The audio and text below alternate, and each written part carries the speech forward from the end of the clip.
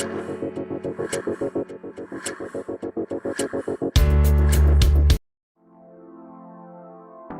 there, healthcare professionals.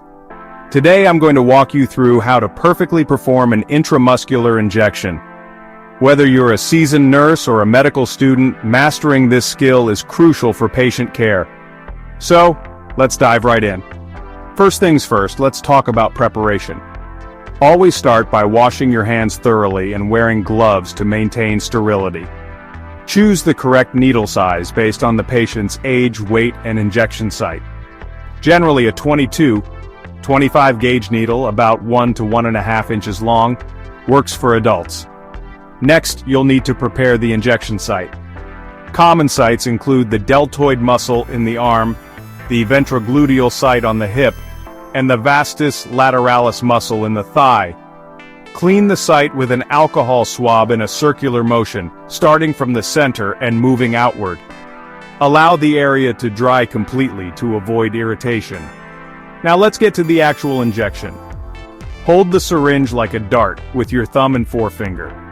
Stretch the skin around the injection site to reduce discomfort and ensure the needle goes in smoothly. Insert the needle at a 90-degree angle to the skin with a quick, firm motion. Once the needle is in, aspirate slightly by pulling back on the plunger to check for blood. If you see blood, remove the needle and start over with a new syringe and needle. If there's no blood, slowly inject the medication into the muscle. Take your time here. Rushing can cause unnecessary pain. After injecting the medication, withdraw the needle swiftly and dispose of it in a sharps container immediately. Apply gentle pressure to the site with a cotton ball or gauze pad.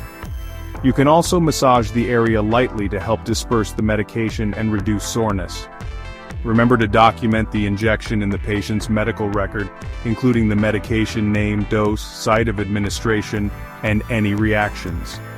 Monitoring the patient for a few minutes after the injection is also a good practice to ensure there are no adverse effects. And that's it, folks. With these steps, you can confidently perform intramuscular injections and provide the best care for your patients.